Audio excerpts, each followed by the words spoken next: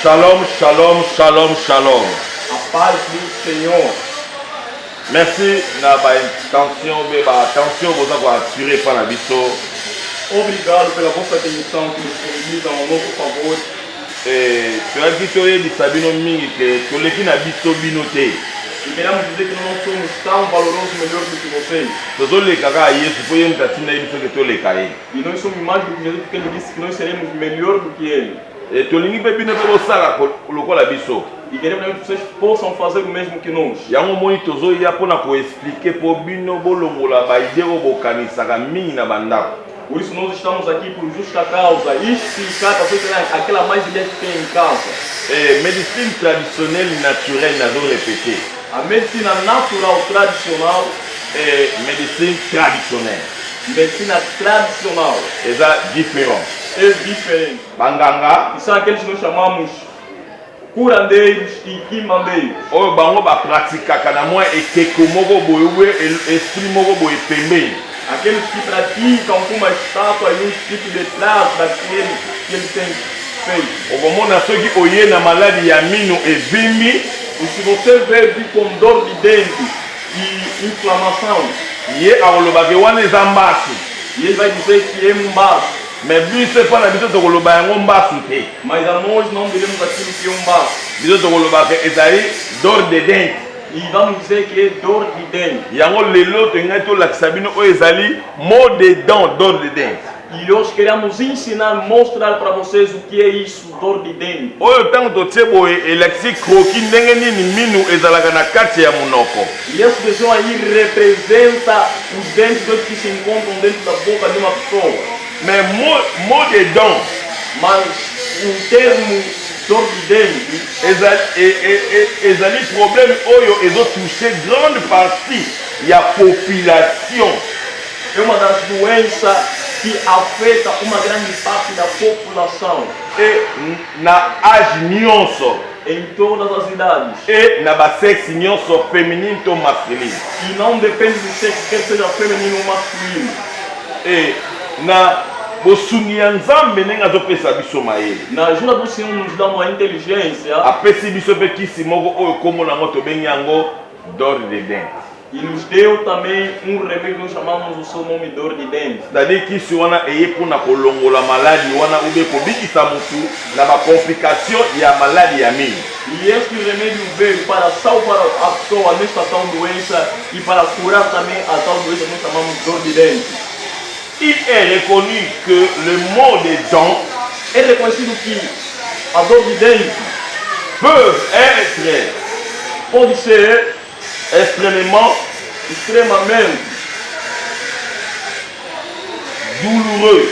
dolorosa, cavant e cavante, fortement à partir fortemente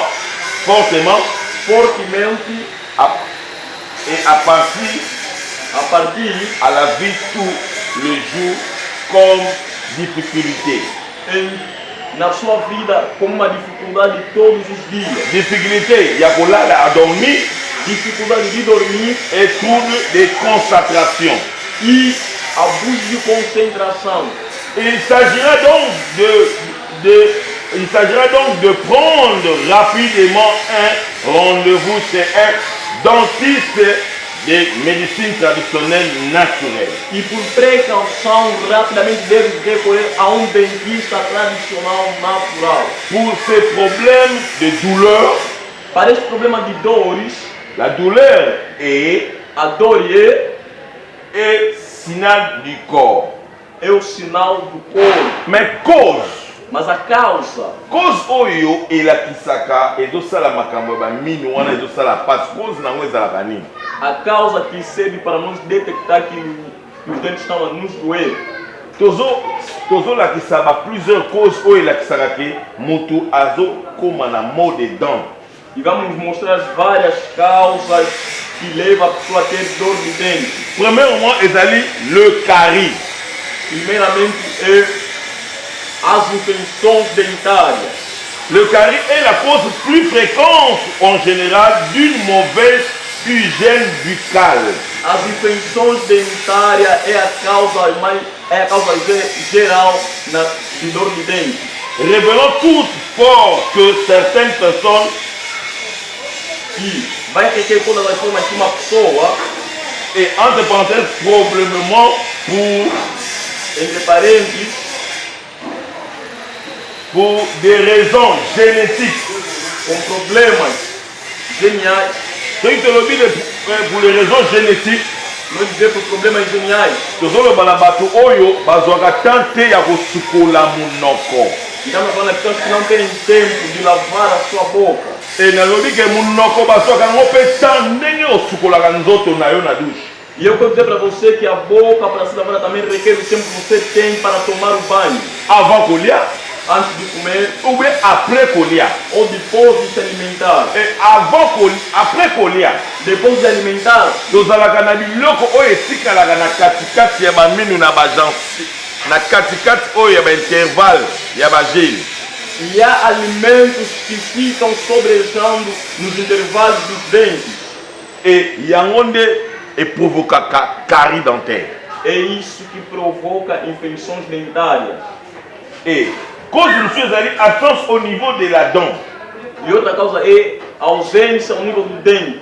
Yango ezolakisa biso koza na maladie ya mino. É isso que nos mostra que você tem a doença de dente. Etushaka même na bamot d'oreille tina matoi. Isso também afeta até os ouvidos. Et lésions au niveau maxillaire, buccal ou de la gencive. E isso também afeta a masculão bucal até as gengivas. Et epesaka pe sinusite. E também dá sinusite. Epesaka sensibilité aux aliments et aux boissons, froid ou au contraire chaude. E dá também insensibilidade nos alimentos, quer sejam frios ou quentes. Epesaka pe maux de la tête.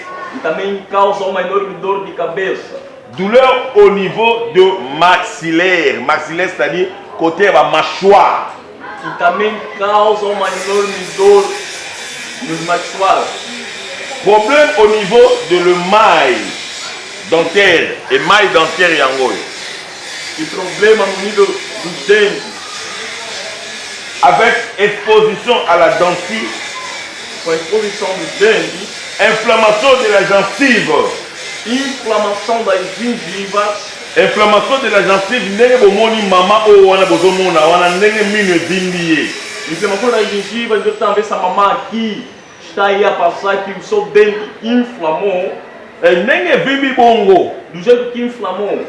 Yo muto oza no nganga. Você que é que mandei. Oloba te o eza mbasu babwakelaki epa papa leki na bango. Vai dizer não, é embaixo que o seu tio atirou a ele. O noko na bango mutabwakele mbasu ya munoko. Ou que é quem fez isso, enfeitiçou a filha, a sobrinha. Bozolinga komema ba imagination ya bato na ba espírito mal. E estão a levar a imaginação das pessoas no mau espírito. Et Dieu étant que Dieu, E Deus sendo Deus, qui est notre sauveur en travers son Fils qui est Jésus-Christ, que é o nosso Salvador através do seu Filho, que é Jesus Cristo. apesa bato mayele yango atinda ba docteur. Ele deu a inteligência, por isso enviou os doutores. Mais yango ba docteur mususu pe bazali Existem outros doutores. basala sermon na bango na banzambe na bango. Fizeram seus sermões com os seus deuses, Et biso mas nós tosala sermon na makila ya Yesu Christ. fizemos sermão pelo sangue de Jesus Cristo. elingi oloba ke naza capable mpo kaka mutu abika. Quer dizer que eu sou capaz para que o homem seja salvo. E na nzela ya molimo santo. E no caminho do Espírito Santo, E nzambe lokola aza kati na nga. Deus como se encontra dentro de mim. Il faut na démontrer yango na nzela ya baécriture. Eu tenho que demonstrar no caminho das Escrituras. Lokola Paul. Como Paulo. Paul akutani na nzambe na nzela. Paulo se encontrou com Deus no caminho. E nzambe atindi ye. E o Senhor enviou ele. Atindi yesu epai ya bapetolo. Enviou ele onde o Pedro e outros discípulos se encontraram. Mpo nini baenseigner lisusu. Para que seja ensinado mais. De même nga mpe nakutani na nzambe. Eu também me encontrei com Deus. Na nzela ya vision. No caminho da visão. Me nzambe atindi ngai lisusu na nzela lisusu ya makolo ya basali ya nzambe. E o Senhor me enviou debaixo dos pés de outros servos de Deus. Et dans la écriture, pour démontrer que Jésus-Christ travaille jusqu'à maintenant ici. E no caminho da Escritura, para Deus demonstrar, mostrar a você que Jesus Cristo trabalha, opera até o dia de hoje. Et tant que j'en suis bimbi, E quando as gengivas vão inflamar, et tout là, c'est déjà que on est en maladie à mino. quer dizer que aquilo é uma dor de dente. Et même à la sous cause de Também traz uma outra causa, et la maladie comme lépreux. uma doença chamada lepra, Et que c'est la maladie, et ça libelle, oh, mino, et ça comme etc. Existe muitas doenças causadas por dor de dente. mais tout ça, là, septembre, il y a mot de dente. Mas existem também sintomas para detectar a dor de dente. Et ça indiqué, na ba douleur, Indicando primeiramente nas dores constantes, au niveau, il y a ma mine, au niveau, il y a ma dent. no nível dos dentes. D'autant aux autres déjà mine ou bien aux autres douleur déjà na carte ya mine. E quando começa a sentir dor dentro do dente, Et il y a déjà que ezali maladie ya mine. saiba já que é uma dor de dente. Cause la kaka teke po evimba ou bien ko isayo po yo luka munganga. E não espera inflamar ou tu cair e depois procurar o doutor. Misusu ezali minoko solo. Outros dão mal cheio na boca. Misusu bazali awa ndenge ozotala nga oyebi bien que munoko eza solo. Você está aí a nos acompanhar, sabe que a sua boca cheira tão mal. Okoka kopesa kutu mobali na yo be mwasi na yo bizu te. Só para você beijar o seu marido, esposo, namorado, namorada, problema grave. Maintenant ozopesa votia il faut luka otiaka mwa bashingome otia mwa biloko po échanger ata mwa solo mais soki esili kaka ozongi na E baodeur. você, antes de dar um beijo, pega aquela pastilha gorila mentor, ou remoção do mentor, chupa para abafar o cheiro, depois quando acaba de novo. Mais ezali biloko oyo mpe ezobebisa kati ya libala. Mas também são coisas que vão destruir o casamento ou o lar de uma família. Mon frère na ye mpona sunga yo. Irmão, eu vim para ajudar. Même na lolemo na yo. Mesmo ao nível da sua língua. Mololemo na ye ekoma babuibuyi evimba esala couche ya jaune.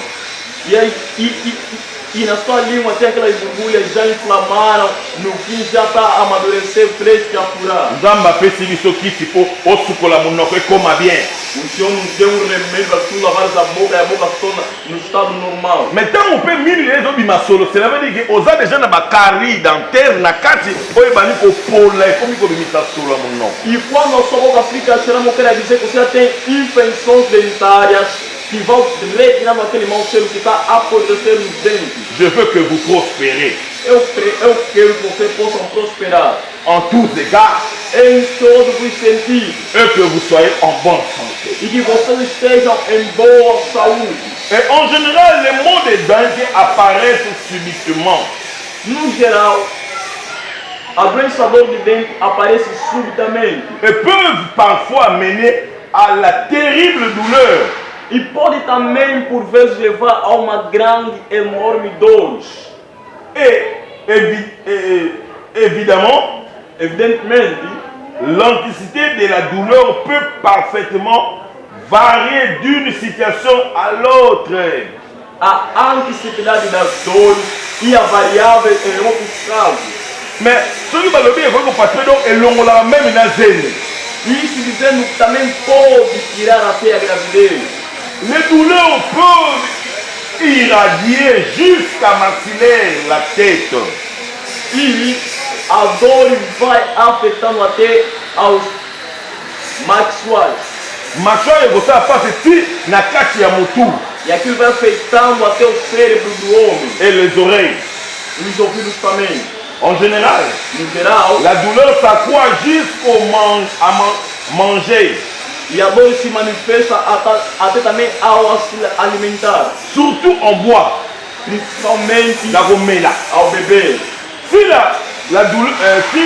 la douleur est liée à une hypersensibilité, E se a doença é ligada numa insensibilidade, alors elle va augmenter avec la prise d'aliments ou boissons froides. e aquilo também vai afetar até ao seu beber ou seu alimentar. Ficou là quelques symptômes typiques de maux de dents. E vai vendo alguns sintomas típicos de dor de dente. Douleur à la mastication, dor ao mastigar os alimentos, douleur lors d'injection d'aliments, dor na ingestão dos alimentos en boisson très chaude ou très froide, e nos alimentos quentes, quer sejam frios, saignement makila kobima na monoko, e sangues que saem da boca au niveau des dents ao nível dos dentes et des gencives. e das gengivas. Bakote ozomona makila ezobima bima yo. No lugar que você está com banho, vai retirar no Et sangue. tant que makila ezobima yo, E quando esse sangue vai sair, cela veut dire que biloko oyo yo oliaka quer dizer, o alimento que você come etikalaka awa. resta aí. Yango nde moto epolaka, E aquilo apodrece. yango nde moto ekomaka infection, E aquilo soma uma infecção. yango nde moto ekomaka kosala inflammation ya kovimbisa bagencive E na yo. aquilo é que cria inflamação nas gengivas. Alors soki okei kaka na mutu oyo ayebi na ye mosala yango te, E se tu ires para alguém que não conhece esse trabalho, ndenge nayebisaki bino ke infection ou bien pota avant batraite yango il faut badesinfecte nano yango. eu disse uma vez aqui que a infecção ou uma ferida, antes de ser tratada, deve ser desinfectada. Yango biso mpe todesinfecte yango nano na kisi oyo ozomona forme mama wana azotia ifoto tia wana kisi wana na moto mpona kodesinfecte microbe oyo. E nós aqui também demos um remédio para a desinfectação. Eu estou comparando essa mamãe estamos a dar aquilo quente para desinfectar os micróbios que causam a dor de dentro. Na forme baomona mama na mpe na forme toexplike mpe kisi ndenge nini ya kosalela yango. Que a maneira que vocês estão acompanhando a mamãe aí na tela, também eles mesmos também que nós fizemos o remédio para vocês. Ntango todesinfecte bamicrobe oyo boye banyama ndenge bino bobengaka, Depois de desinfectar estes micróbios, yango totiaka su kisi mpo nini ebenda lisusu batofi bapunju wana ebima mpo na inflammation wana ekita. e depois também demos um remédio para que possa retirar o pus e a inflamação baixar para o seu nível. Na nsima wana E depois daquilo, elingi olobaka malade ya mino esili. quer dizer que a dor de dente acabou. Soki mino wana ezali deja ya kobukana, Se o dente já estava quebrado, lokola tozali na denterie mashine ya kolongola mino, conforme temos dentário ou uma máquina de tirar dente, tokolongola kaka mino wana mbala moko e vamos arrancar o dente de uma só vez. mpo nini ye akotisa esusu bainfection to bamikrobi te mpo ekende esusu kobebisa esusu mino. Para que ele não receba mais infecções, dando micróbios, para que possa destruir mais os dentes. E tozali na bagonflement au niveau de maxillaire, temos infecções bagonflement autour des dents lisusu. e envolvimento ao redor dos dentes. Nyonso wana Tudo isso.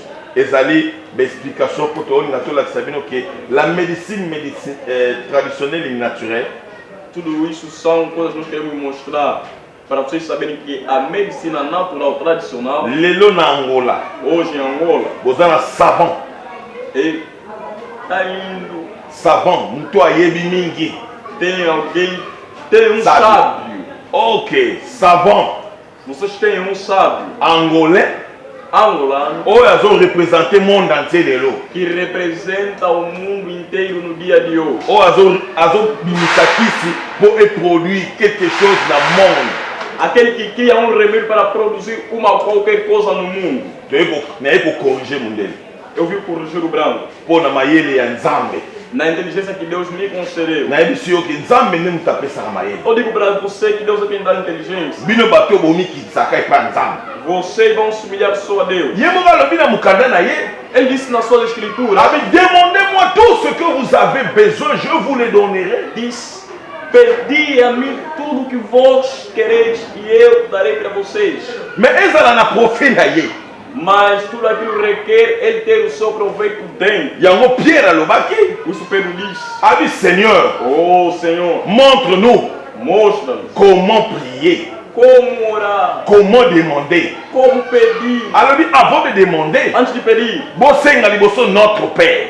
pedir primeiro ao Pai. yango nyingi olobaki botiaka nano posa na ye. Quer dizer, coloque primeiramente os seus desejos. posa ya nzambe ezalaka mpona kosauve bana na ye. O desejo do Senhor é salvar os seus filhos. imagine toi kaka mpona mino ya pamba Imagine por causa de um dente, moto akufi, alguém morre. ça fait mal. Isto é muito mal. mpona nini Porque mon peuple périt par manque de o connaissance. meu povo morre por falta de conhecimento. Nous les Africains Nós, os africanos, tolingi babitiatia, queremos usar coisas em vãs. Centre médico ezali awa. Tem um centro médico aqui próximo. Ozobela mino. Estás com dor de dente. Munoko eza solo. A boca está cheirando mal. Nyonso wana evimbi. Tudo aquilo inflamou. Ote balobi tia tumbako. Ou não, tabaco. Ote balobaki tia mungwa. Ou sal. Okende kotia munoko nana libula wese. Ou coloca a sua boca na fossa. O papa moko kuna azalaka boye abetaka boye omona ekobima soki 60 soki 7000 banyama mino.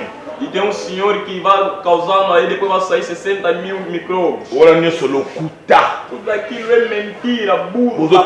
Bozotambola na baimagination. Vão andando com imaginações. Bozolingaka bocomplir babesoin na bino. Só querem cumprir com vossos desejos. Mais besoin ya nzambe bozocomplir. Mas realizar aquilo que Deus quer, não consegue. Yango nzambe asalinga savant.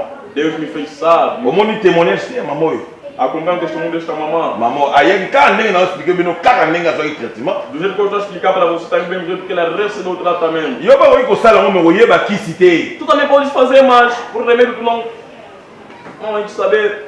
Okoyeba kisi wana te. Ninguém vai te mostrar, ninguém vai te ensinar. Ata koyebi okoyebi lelo mpe ndenge akosalela te. Mesmo também você está vai saber como criar ou formar tal comprimido. Yango nayaki mpona expliquer bino ndenge nini maladi yango ezalaka. Eu vim para explicar a vocês de que maneira se manifesta tal doença. Ndenge nini maladi ya mino ezalaka. De que maneira essa doença é. Bolongola baimagination. Tire imaginações. Ntango omoni mino ezosala opasi. Quando tu vês que o dente está a doer, benga na banimero wana. ligue neste número. Kota na site. Entra nos sítios, Kota na YouTube. no YouTube, Tala batémoignage. vê os testemunhos E koimagine te. e não imagine. Yaka. Venha, Ngai nalingi. eu quero. Yo prospérer. Você prospere Na nyonso. em tudo Pe ozala bonne. e você tenha boa saúde. Shalom. Obrigado.